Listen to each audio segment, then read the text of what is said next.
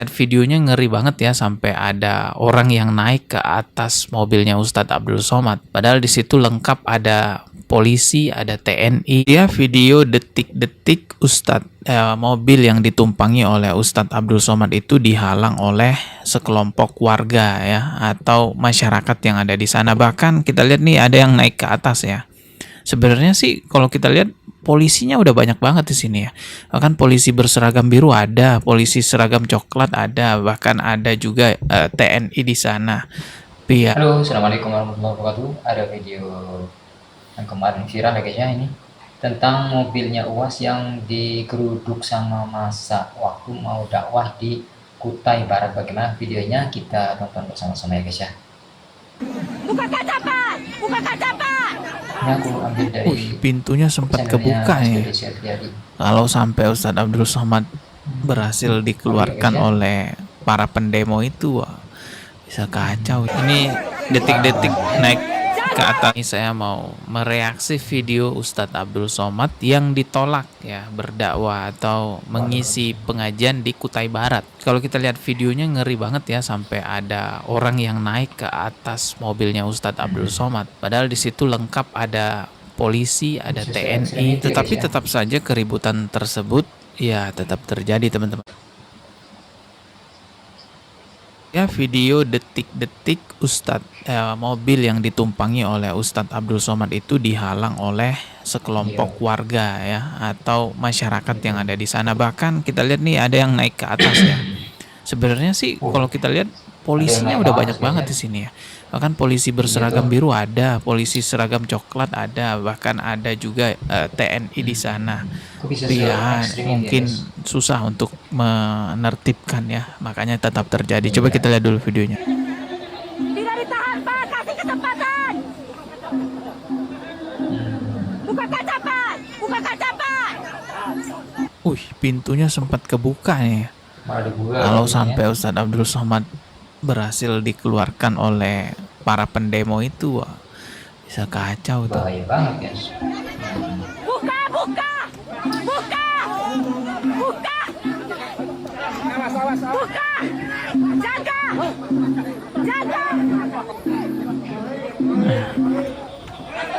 Ini detik-detik naik ke atas mobil tersebut. Waduh. Garis keras ini guys ya.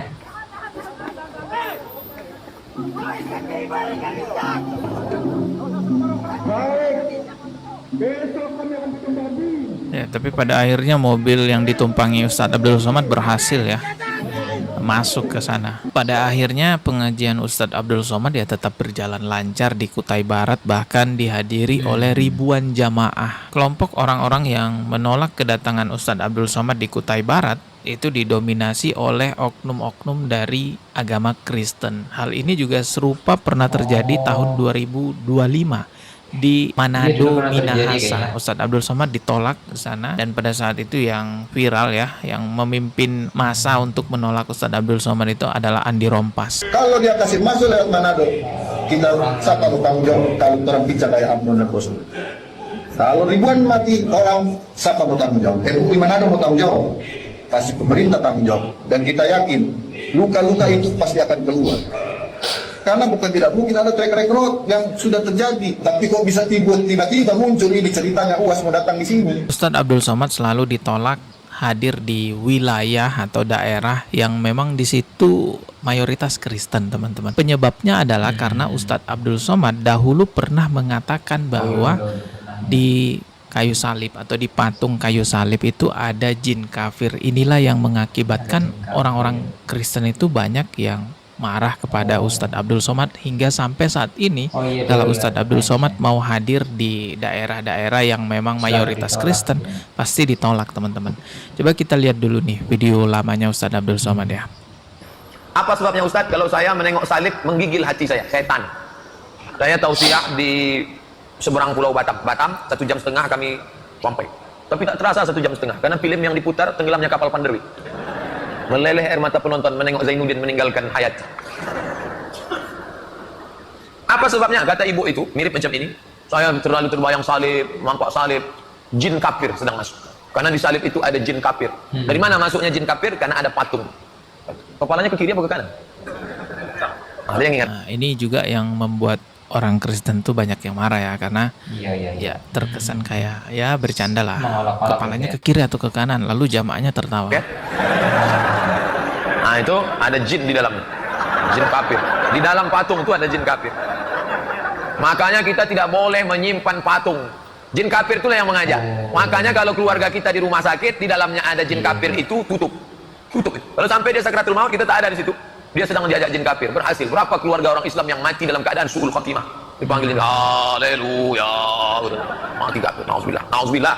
Selamatkan orang Islam yang sampai mati su'ul khatimah. Kalau kau tak sanggup mengkafirkan dia waktu hidup, kafirkan dia menjelang kematiannya. Sebenarnya Ustadz Abdul Somad udah pernah dipanggil oleh MUI karena video tersebut ya. Nah, semestinya sih juga sudah selesai, nggak perlu dibesar-besarkan lagi. Ustadz Abdul Somad juga sudah memberikan klarifikasi bahwa konteks video itu adalah menjawab pertanyaan jamaah, bukan khusus membahas tentang kepercayaan agama orang Kristen. Dan pada saat itu pun ceramahnya khusus di komunitas umat Islam. Namun ya memang sih pada akhirnya kan videonya menyebar juga kan. Tapi secara akidah memang kita nggak boleh menolak bahwa memang kepercayaannya umat Islam itu menganggap di patung ada jinnya, teman-teman. Anda pernah baca kisah ketika Khalid diutus oleh Nabi untuk menghancurkan patung Uzza. Ya benar, ini kalau tidak salah setelah Fatu Makkah ya, Khalid bin Walid diutus oleh Nabi untuk menghancurkan patung Uzza.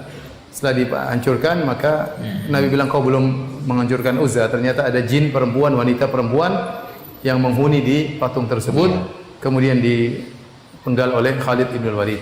Sehingga dijadikan oleh sebagian ulama bahwasanya terkadang patung itu ditempati oleh jin. Patung ditempati oleh jin ya. Nah, jadi itu memang kepercayaannya umat Islam bahwa patung itu bisa menjadi tempat sarangnya jin. Patung apapun itu.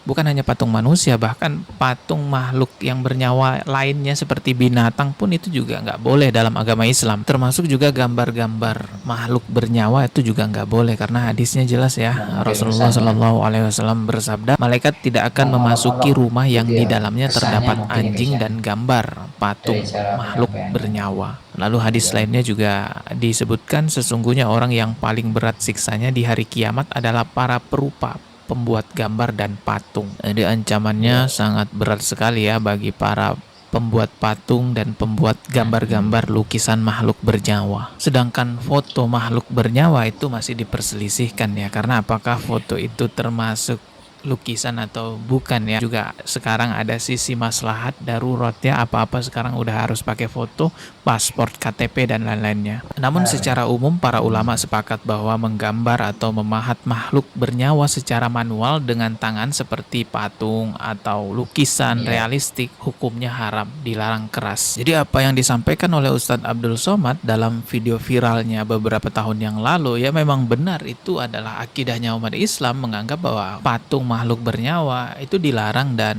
memiliki potensi menjadi sarangnya jin, terlepas itu ternyata patung sesembahan umat agama lain atau patung-patung makhluk bernyawa lainnya. Namun kita juga tidak memungkiri ya bahasa yang digunakan oleh Ustadz Abdul Somad ya semestinya nggak seperti itu, dan juga candaan-candaannya juga wajar membuat orang-orang Kristen marah, seperti yang dikatakan kepalanya hadap kiri apa hadap ke kanan ya, terus jamaahnya ketawa. Itu wajar sih membuat orang Kristen marah. Di dalam agama Islam juga jelas sekali ya, dalam Al-Quran itu kan jelas banget dalilnya larangan menghina, memaki sesembahan umat agama lain. Ya ini semua adalah kesalahpahaman, ini ya semua adalah kesalahan ya, semestinya damailah. Tadi ya video reaksi tentang mobil Ustadz Abdul Somad yang dihadang massa dari teman-teman kita non muslim ya guys ya, yang ada di Kutai, karena ada kesalahpahaman di tahun-tahun yang lalu sebenarnya guys ya, mungkin belum terselesaikan secara